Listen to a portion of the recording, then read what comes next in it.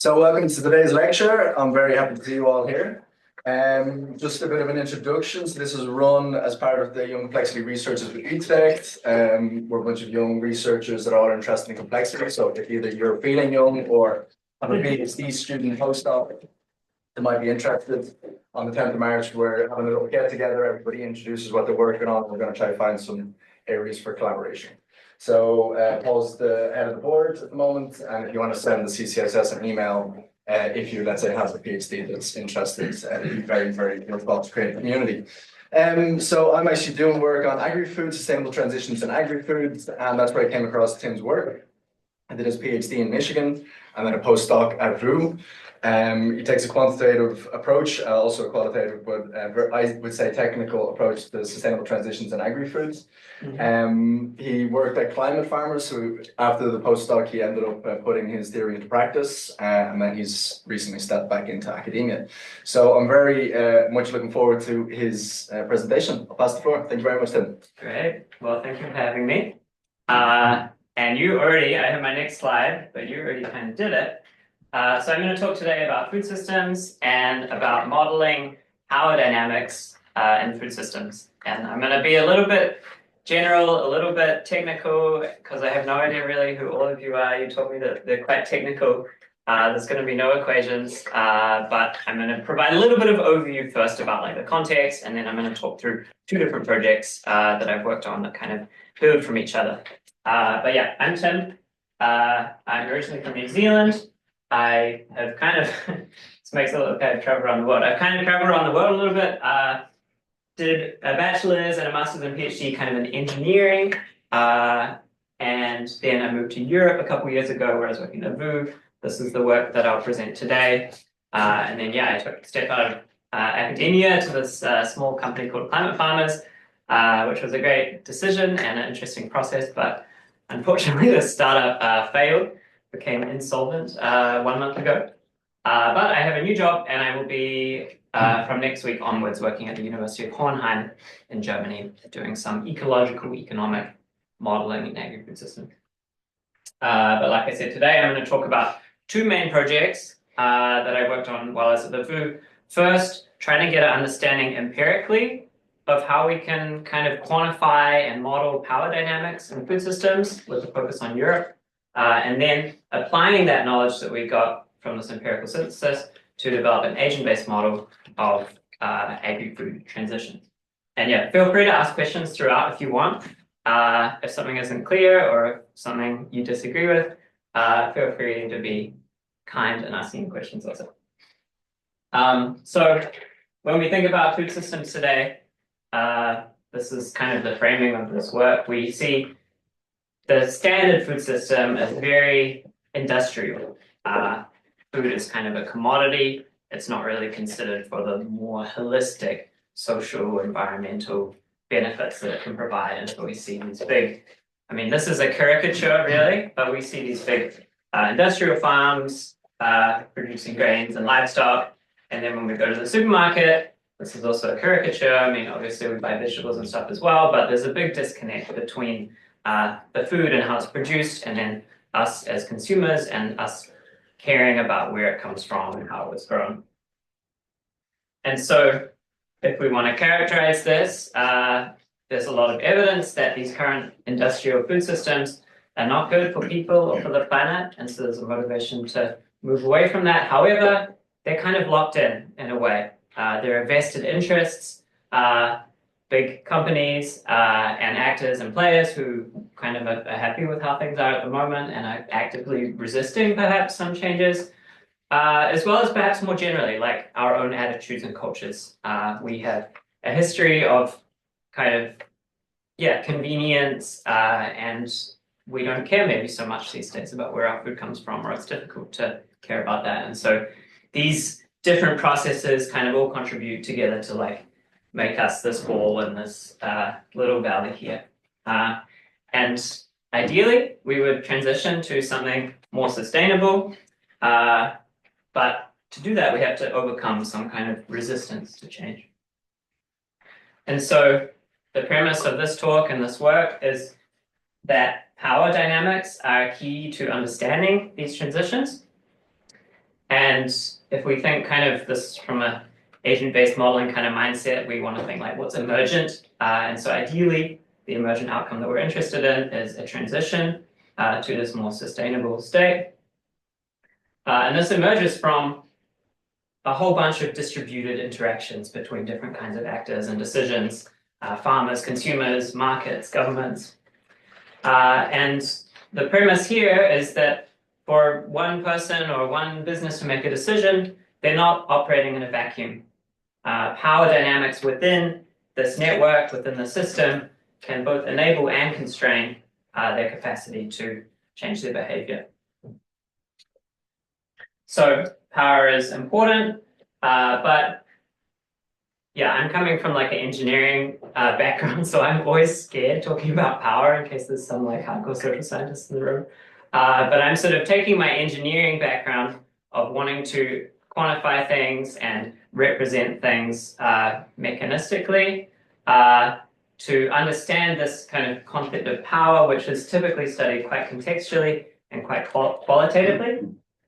And so what I'm going to talk about is two projects today. First, trying to synthesize this distributed, fragmented evidence across diverse contexts in Europe, and then to use that understanding to explore, okay, what if we were to change how things are, do some kind of ex ante assessment.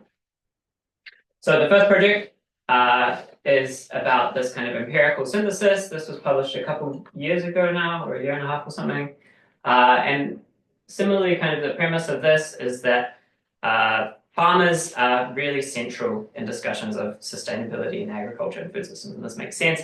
But we're often just talking about, okay, how can we subsidize or regulate farmers to change their management practices? And we see this, I guess, in the Netherlands also. You guys may be more experienced with this, but there's been some backlashes against these kind of regulations against nitrogen emissions and stuff.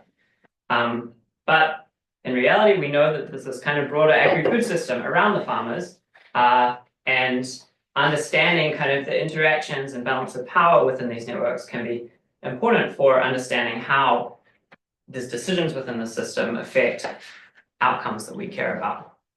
And so the goal of this work is to really try and understand these networks.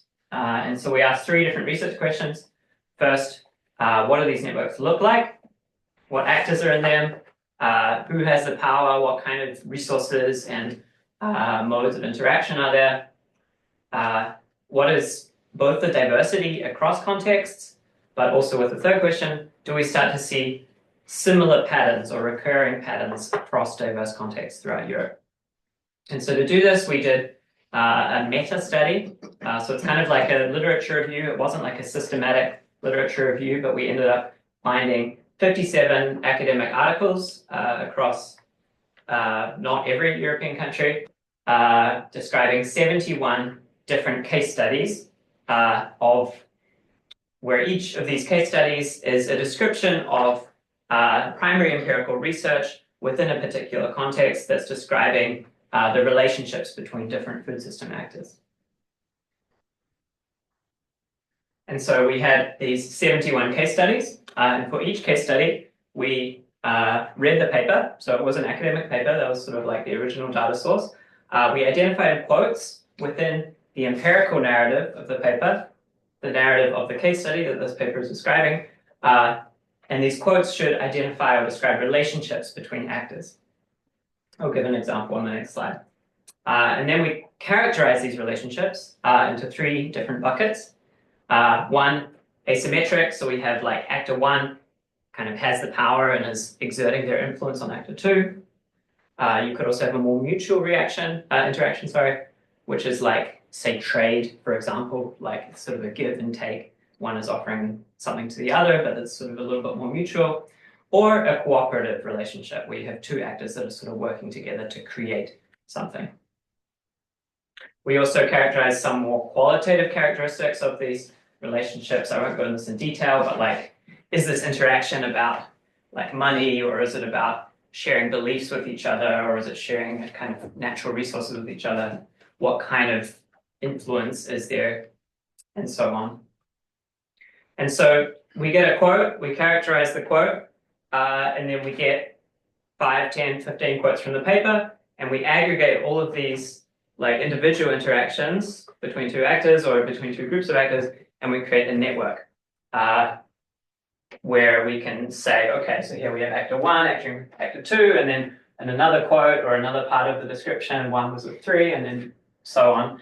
And then based on kind of the balance of these active and passive interactions, you can characterize like a measure of net power for each actor. So how often are they exerting influence on others versus being exerted on themselves? And so this is an example. I'll go a little bit quickly, but this is a quote from a paper, which says, for some time, farmers have received agricultural subsidies from the European Union based on their output level. As these payments were a major part of farm revenue, it pushed farmers towards the quest for the highest achievable yield.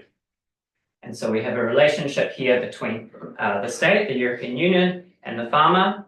And in this quote, farmers are kind of passive. They're receiving these subsidies, which is both monetary resources and artifactual resources, which is kind of like technology. There's different kinds of power involved. And so this is like one quote from this paper, characterized like this. And then across all the quotes in the paper, we end up like with this network for this particular case study description, which I think is in France or Belgium maybe, where you can see, I mean, this interaction here between the state and the farmer, but there's also more. And then this article also talks about like input companies and research organizations as well. And then from this network, you can also characterize this like balance of power. So here we have pretty dominant state actors and pretty passive farmers, for example. So we did that 71 different times. So we have 71 observations, 71 different networks that each contain different kinds of actors, different balances of power, different sorts of relationships. And then we ask these 3 research questions. What do the networks look like? What's the diversity of them? And what are like kind of some recurring patterns across them? And this is what we found. So here this graph shows on the kind of x-axis, like what each one of these little like nuggets represents a case study kind of. And so this shows how many case studies was each type of actor mentioned in, and then the colors shows within that case study what was their balance of power, like were they more active in blue or more passive in orange. And so again, I'm not sure how much people are interested in food systems here versus in complex systems more generally, so I'll not go too much into the details, but essentially it's more than just the farmer and the state. They are important, but obviously we know there's like various different kinds of value chains, civil society organizations, media, lobby groups and stuff. And perhaps, I mean, this research, maybe there's some biases in this research. Like, for example, I found this interesting. Migrant laborers or laborers are like super important in European agriculture, but was discussed like in only one case study. Some other things like farmer lobby groups and fertilizer, pesticide companies are also known to have lots of power, but were discussed perhaps less frequently than one might expect. And then when we look kind of at the colors of these things, how does their power vary across contexts? Farmers, perhaps as one might guess, are more frequently passive than some of the other actors. State actors are super kind of not authoritative, but like the European Union has a big role in European agriculture with the Common Agricultural Policy and whatnot, and that was present in a lot of these articles. But there's a big diversity across context as well. There's orange and blue in each of the lines. So now moving to the second part of kind of doing a network analysis of these networks, we see that on average we have 5 to 6 different types of actors mentioned in each network, who each of those actors is connected on average to 2 actors or so. And we can also assess like the Gini index of this using this power metric. So how much inequality is there? And we see like low to moderate levels. But I mean, I think the key point here is these are each distributions, which is a sense that in different parts of Europe, there is a diversity in what these networks might look like. And then this final part, which I thought was pretty cool, was my favorite part, was trying to look for patterns in these. So we did a clustering analysis. So we have 71 different networks. Each of these networks we characterize with 4 different variables. The first of these is how much autonomy do farmers have? Are they more active versus more passive? Second is the value chain dominated by conventional value chain actors, like Albert Heijn or something like that, versus like alternative ones, which might be more like local food shops or farmers markets or something like that. The third one, is it more state control or is power more exercised within civil society? And then finally, is it more organizations exercising power versus individuals? And so we found 7 clusters, which we organized into 3 primary groups, which we organized along a spectrum of farmer autonomy. And for this presentation, I'm just going to describe the 3 main groups rather than the 7 individual networks. The first group is called agro-industrial control. And this is characterized by passive farmers, powerful state actors. You see here there's like kind of relationships with these conventional value chain actors, which are a little bit two-way in some cases, but primarily the influence going this direction. And so this we could hypothesize is kind of the dominant regime at the moment. And we saw 21 different case studies within this cluster. The second one we called multifunctional value chains. And so here farmers are still, interacting with value chains, with conventional value chains and alternative value chains, but these are a little bit more two-way relationships. There's more collaboration within these relationships. And here state actors are still playing a pretty dominant role, providing subsidies and regulation to farmers. And then the final group of networks we call civic food networks.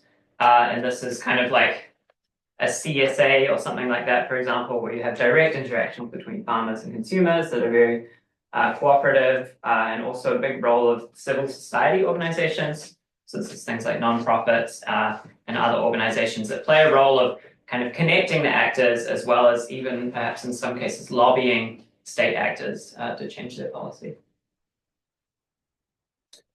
And so this is the 7 different network types across the 3 main groups. I won't go into the details unless you have questions about that later. So yeah, what do we see kind of coming out of this first empirical part is that we have this mode of agro-industrial control, and then we see, I mean, this is in a way not novel, right? This is synthesizing what we already know based on all these different case studies, but we see these sort of 2 different pathways. One is a more market-oriented pathway, where we develop more collaborative relationships in value chains, and the other is a more civic pathway, and probably in reality these things interact. We found that in all of these different contexts, it's not just about farmers and the government, there are many other actors that we could consider involving in governance as well. We don't say anything through this directly about what's more desirable, what's more feasible. In theory, these better support sustainability as we care about it, but we did not test that. So we can't say anything about that for now. I wanted to, but all of these papers were very also vague about sustainability as well. None of them measured any outcomes, so that was a bit of a shame. So it would probably require a different study to see how do these associate with sustainability outcomes. Sorry, there's a question. Yeah. I wondered, because I have the feeling the scale can be different because it studies about the bigger industrial system and the food networks. Yeah. Were they a little bit comparable in terms of how they looked at the problem? Or Yeah, that's interesting. I don't have the results here, and I haven't looked at them for like a year or so, but I did also characterize what scale each of these case studies. Was it about a national scale or like a municipal or like a regional? And they're definitely, I mean, these are definitely a lot more local, as you can imagine. These, were more national, and these were maybe, also national as well. In the supplemental material of the paper, there is a description of that. But this is also this question of what is more feasible. Could we feed the world with this, right?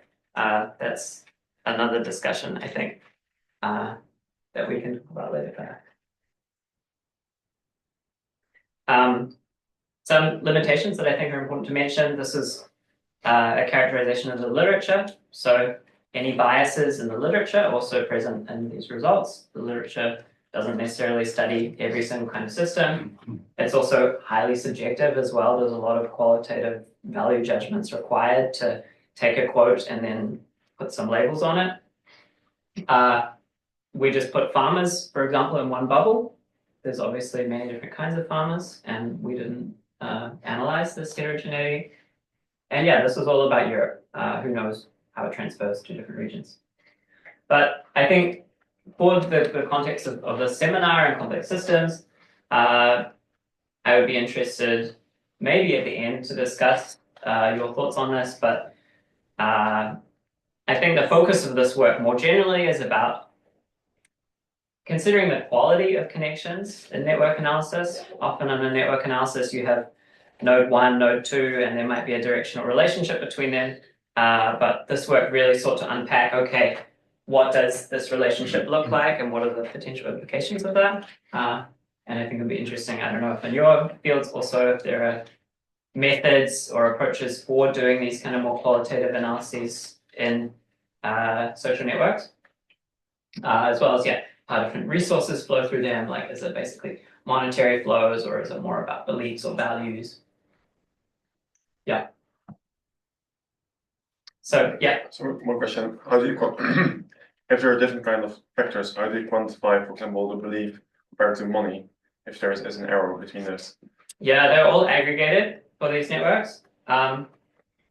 Yeah, so like you might have a quote that says, the state provides money to farmers. You might have another quote that says, the state provides advice to farmers. And in the networks that I analyzed, those are all considered the same. But you have to put some weight on it, right? Yeah, And yeah. How do you define the weight on it? That's a good question. There were 3 levels of weights that I applied for any particular relationship, based on also a subjective judgment, but based on how important that was described in the paper. Like if it said, yeah, this subsidies is critical for like the outcomes of farmers, I'd assign that a high weight, like 2, I think it was. And then if it was just like a little half sentence, I would give it a weight of 0.5. Yeah. I think I also did a sensitivity analysis to like, do I consider equal weights versus that weighting system that I described. But yeah, that's also, I guess, another limitation as well. It's hard to, I mean, yeah, should you integrate money and beliefs as well? And I think there are some methods in some other papers I've seen that construct different networks for like values and then a different network for money, for example. I had a follow-up question. This is just a way to clarify. You give me resources such as food and I give you money. You weight those differently depending on how it is shown in the quote. So there's some type of mutual relationship. Yeah. So like if the quote says like, I don't know, farmers and consumers join together in a community-supported agriculture and they trade love and like good feelings, that would be like this.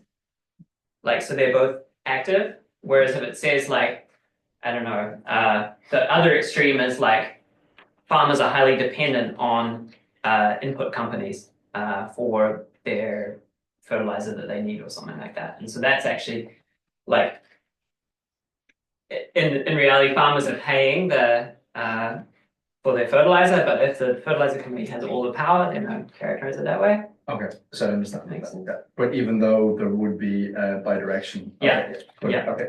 Yeah, I mean, I would say that I would characterize it as this thing involving both money and like fertilizer, I call it artifactual resource. So this is both monetary and artifactual, but I'd say that the balance of power is asymmetric. Yeah. The second one is based on the counts of the 3 regimes, the 3 kind of types. There was more multifunctional.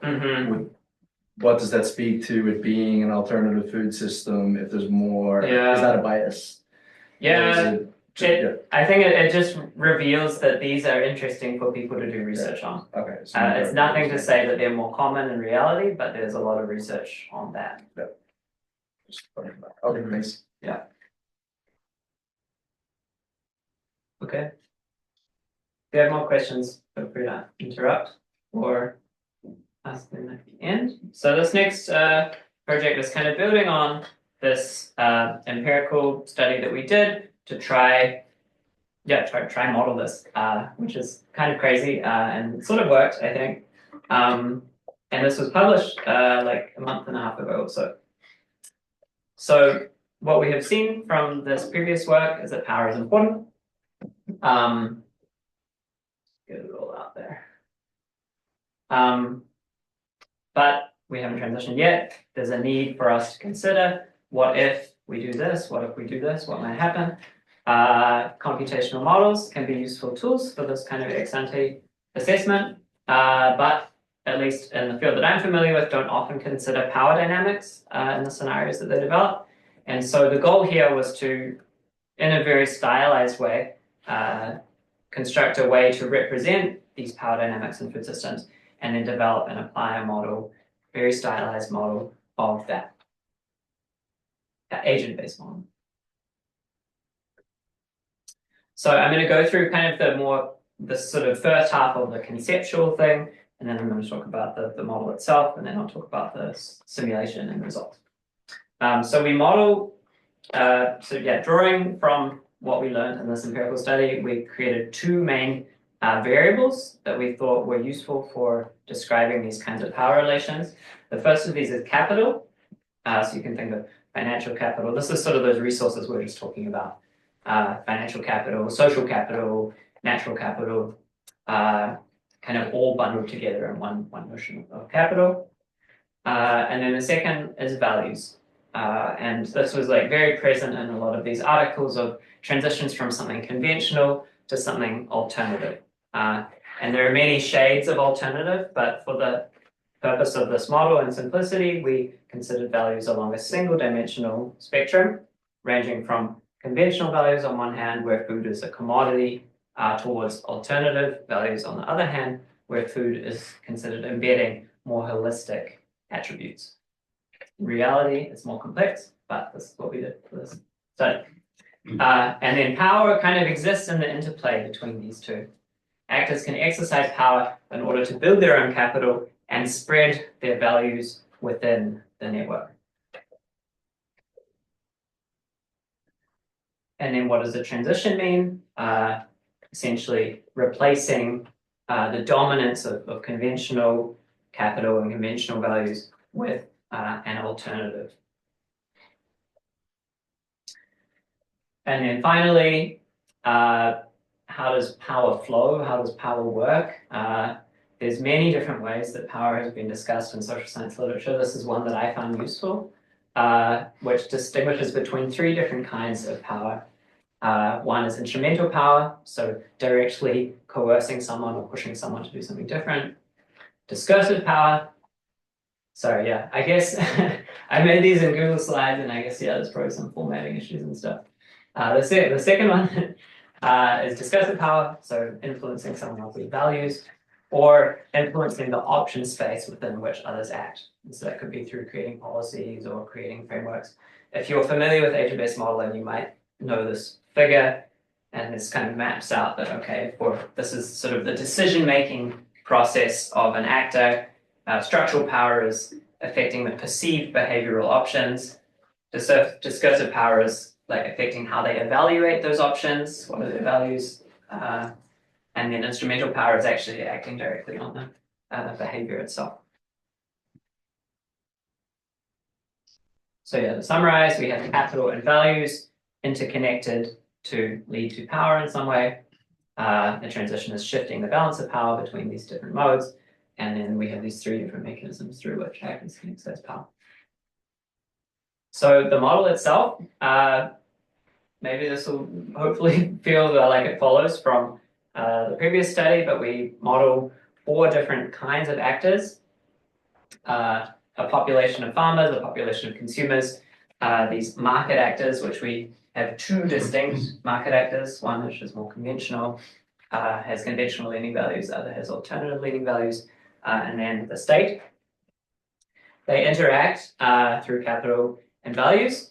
The capital-based interactions are within this kind of supply chain. There is trade, farmers trade with either this actor or this actor, consumers buy from either the conventional market or the alternative market, and the state provides subsidies to farmers.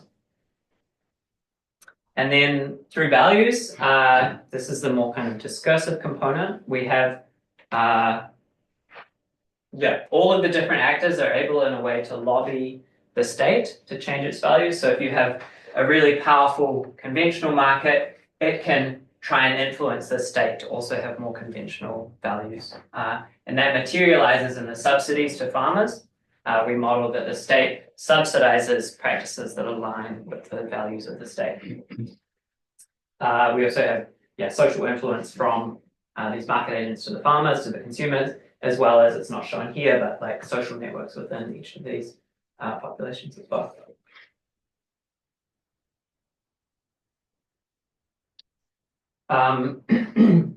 So thinking kind of about this like emergence concept, like I said at the start, the emergent outcome that we're interested in is these transitions, which we measure as what fraction of the trade flows through the alternative market. And this emerges from the distributed decisions of each farmer and each consumer agent. And so each of these agents at each time step makes a binary decision. Do I trade with the conventional market or do I trade with the alternative market?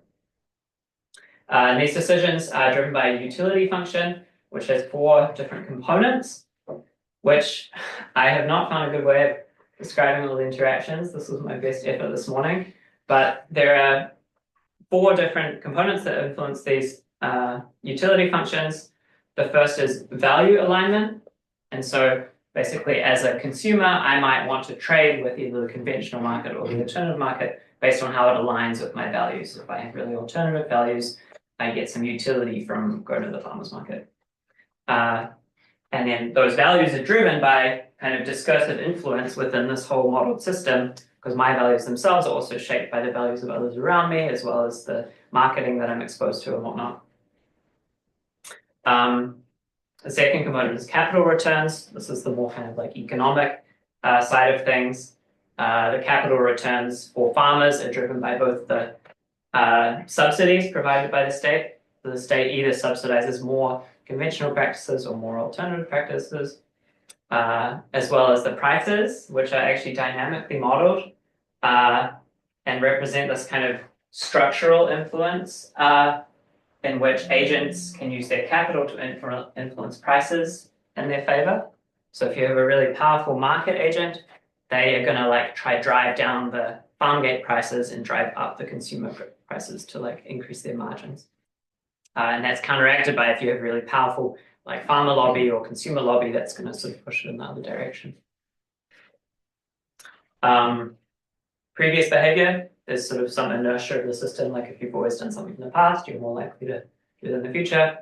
As well as this fourth one, which is this form of the best way that I could think of, including this instrumental influence, which is the direct influence of one actor on another. And basically, based on the relative capital of the conventional market and the alternative market, this creates like a increased utility for whichever one of those is dominant. And you can think of this like, say, like Albert Heijn, sorry to use that example again, but like they have really long opening hours, they have good marketing, it's really easy to go there compared to like a farmer's market that's open only on Saturdays or something like that. And so that'll influence your decisions beyond some of these other components.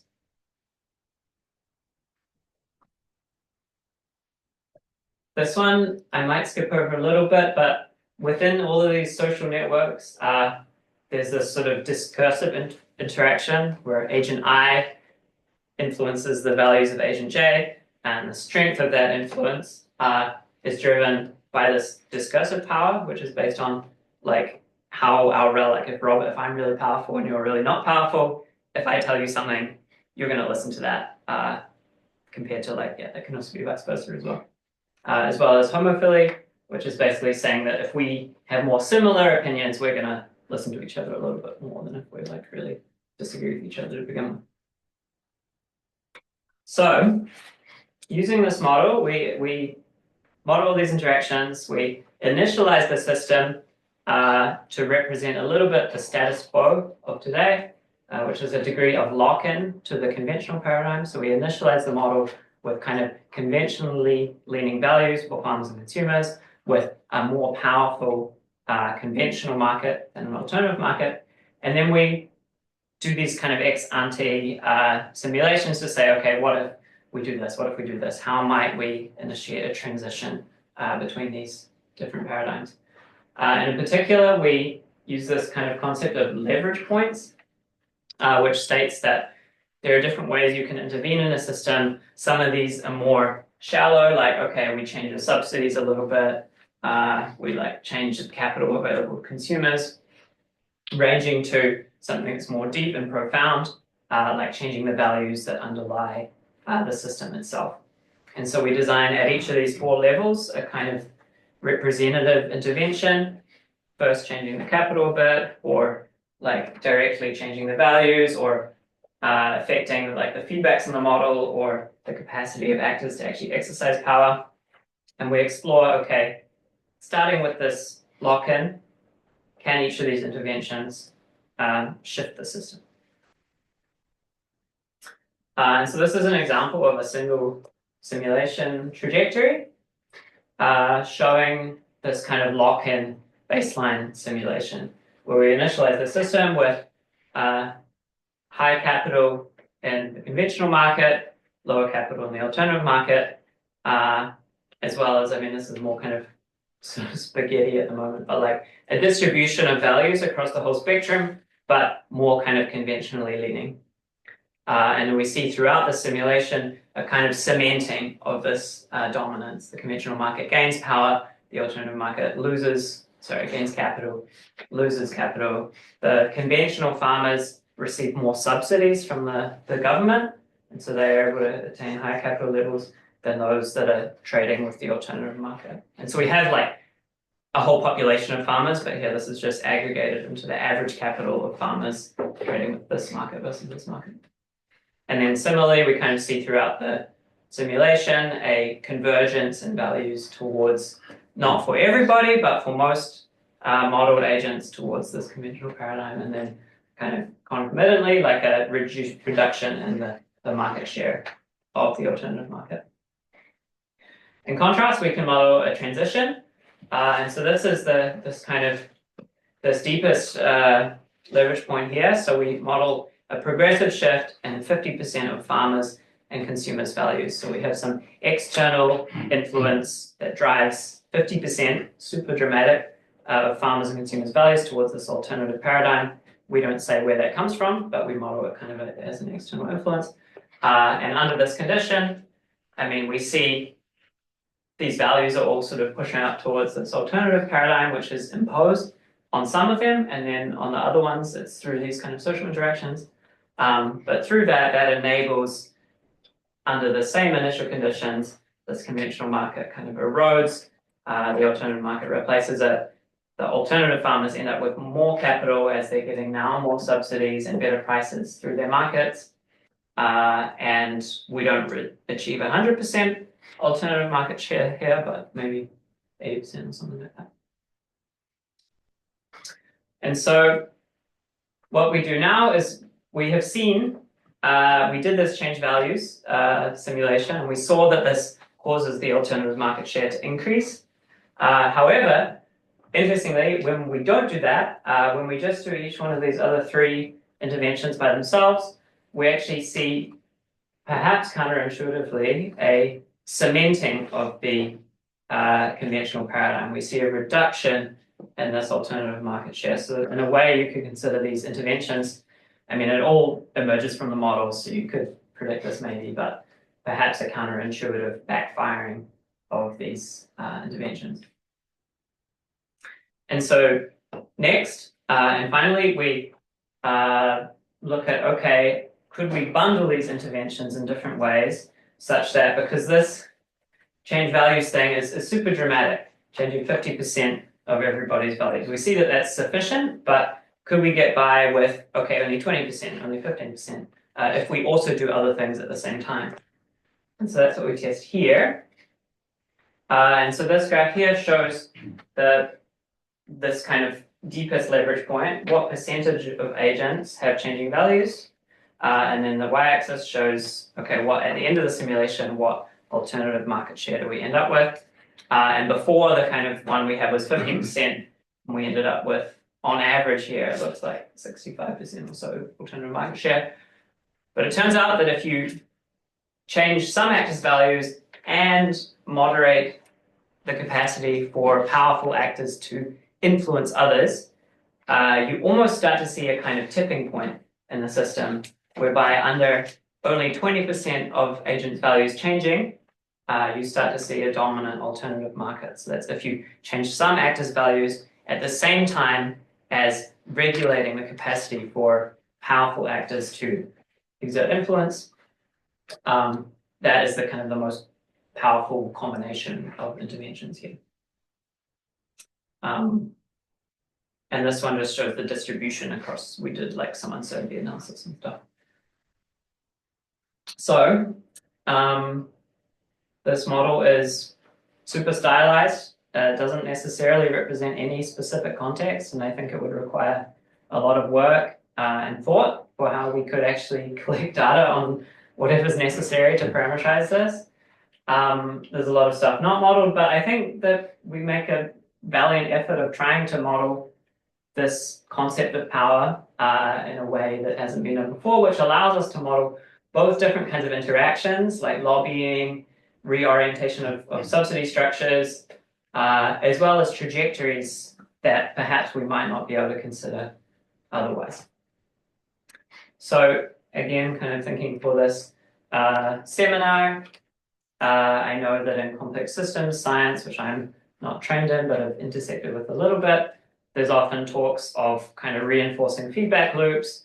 And I guess what we did was we used power as an entry point for describing reinforcing feedback loops. And that was interesting in this context of food systems. I'd be interested in other people's contexts also, if that feels relevant.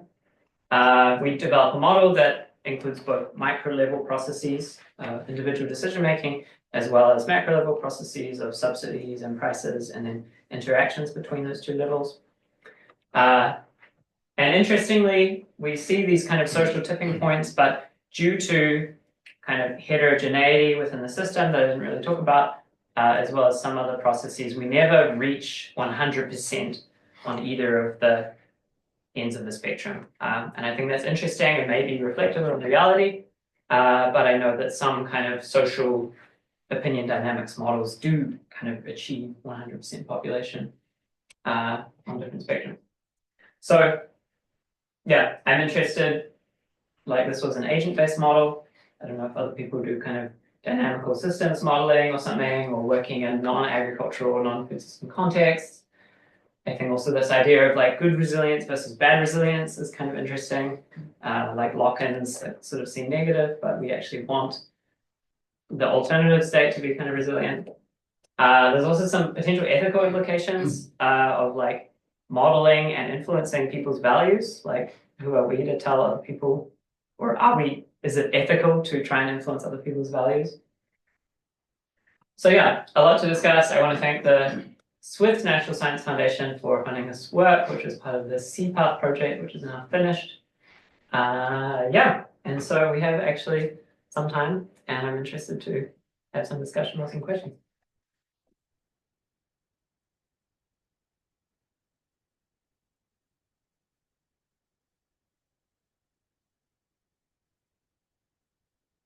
Yeah. Thanks a lot for the presentation, also for the both papers. I think it's interesting that you connect these two forms of studies.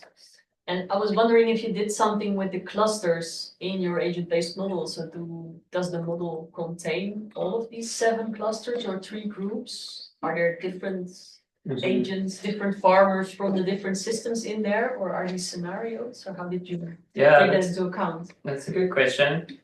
We thought about this because the 3 clusters, to remind you, was this industrial one, collaborative value chains, and then civic food networks. And we considered for a bit, like, do we model direct trade between farmers and consumers? And we decided, which is the third structure, and we decided not to do that in the end. We figured that this kind of alternative market agent can kind of represent either more collaborative. We sort of collapsed the second and third networks into one in a way. We also, we don't model some of the actors. We don't model input companies. We don't model civil society organizations, which did play important roles in some of those networks. So I guess we kind of caricatured the first one, which was this lock-in, and then we modeled transitions to, I mean, like that figure that said we can either go collaborative or we can go civic society. We sort of collapse those two together in a way. Yeah. But that's a good question. I feel like I haven't quite fully answered it, but yeah. But the structure of everyone's network is the same in your model, right? It's not that, as you said, there's no farmers that interact directly with customers, or because I thought the structure of the three groups in terms of network was also different. That sometimes you're an actor in there. Yeah. So we model like a population of farmers, say, which we impose at this beginning a social network structure, which has some kind of clustering or some sort of community structure within it. And so there is stronger influence within these communities. Yeah. And so there could be, I haven't tested, there could be a tendency for different of these communities to sort of diverge from each other, and some become more conventional, some become more alternative. And I think that would be an interesting follow-up to actually look more at these network structures, which was not a big focus really of this study. But yeah, in reality, right, there are like different communities of farmers with very different perspectives and trading. I mean, also different commodities as well, very different value chain arrangement.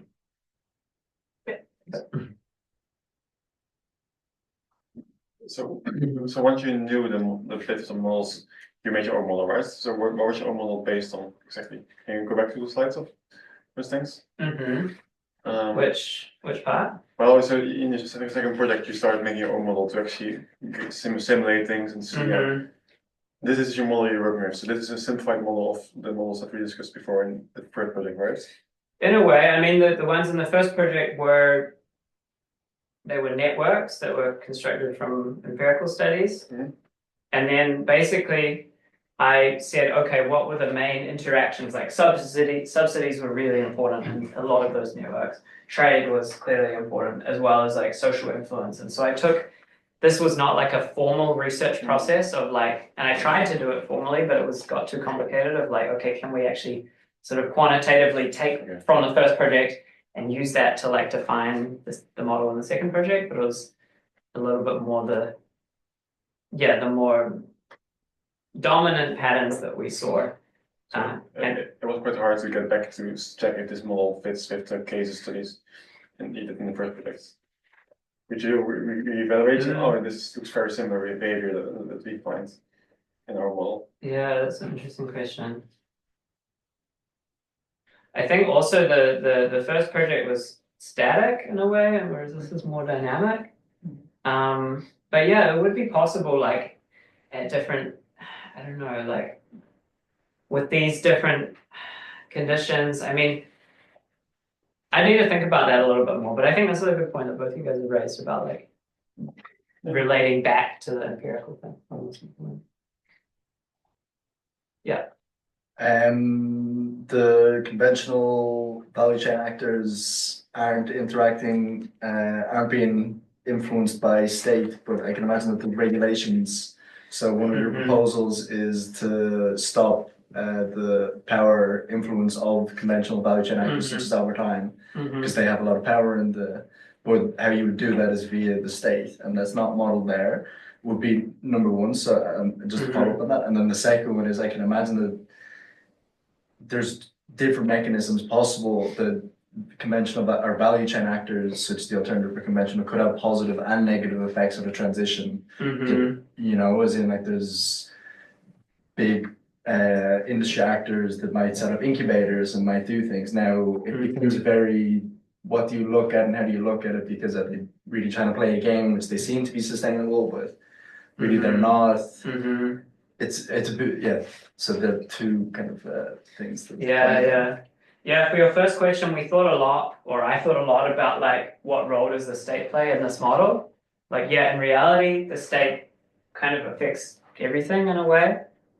We consider it just as subsidizing, and there was at some point an arrow to here somehow that it would regulate these different actors. So in reality, there's more going on than this, but we felt that this was like the dominant role of the state in the system.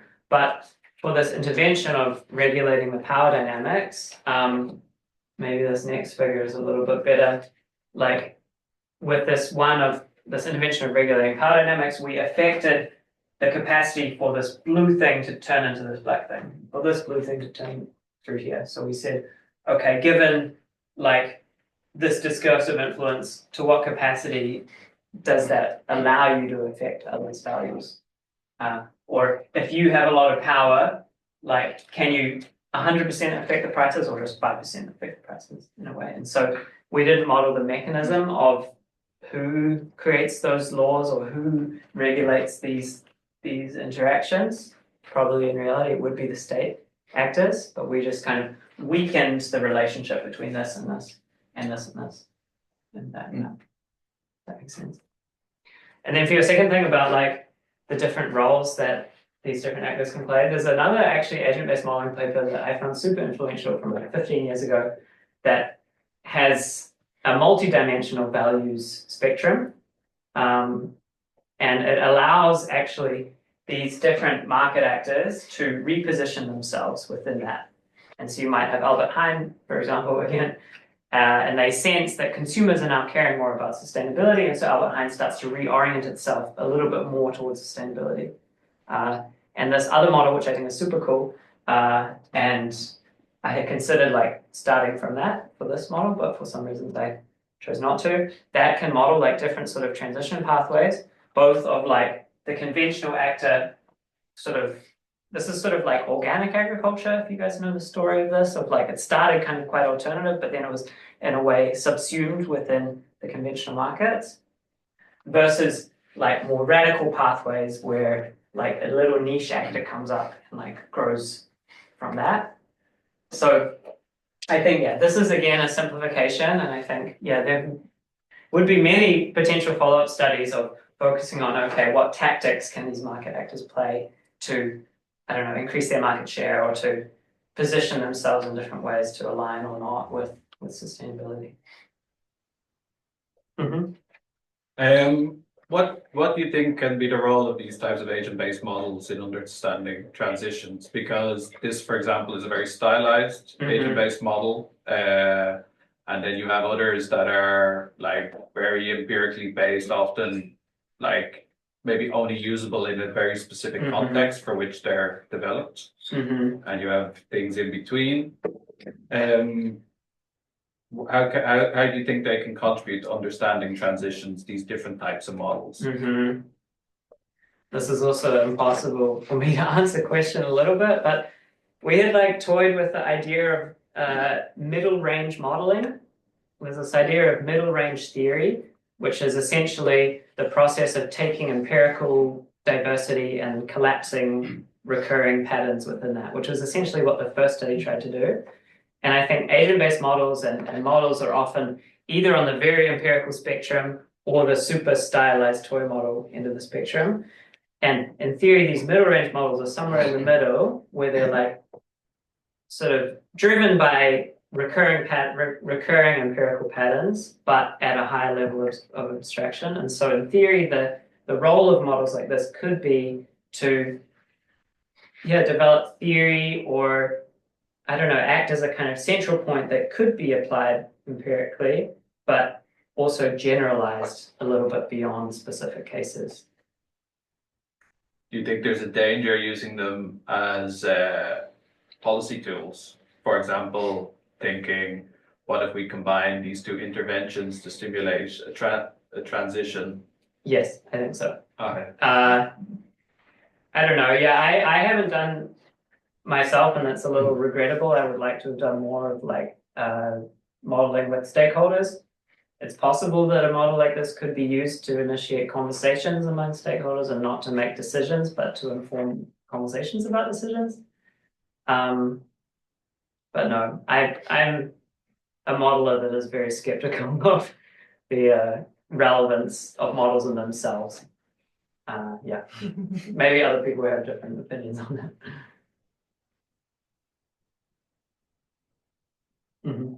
Yeah, maybe a question about some of your previous slides or later slides, where you just mentioned the interventions that you tried to model in the second project. Yeah. And you mentioned there were 3 interventions that were at a negative influence on the share of alternative, and that was kind of counterintuitive. Yeah. But based on the model, can you explain the outcomes? Yeah. And it's a little bit, this is, I don't know, there's the finished product of all research, and then there's your like anxieties behind it. And with all modeling, like I'm a big modeling skeptic who does modeling, it's kind of what you put in the model comes out of the model in a way. And so to answer your question, like with increased capital, for example, this increases the amount of subsidies that the state can give, like the amount of money in the common agricultural policy, for example.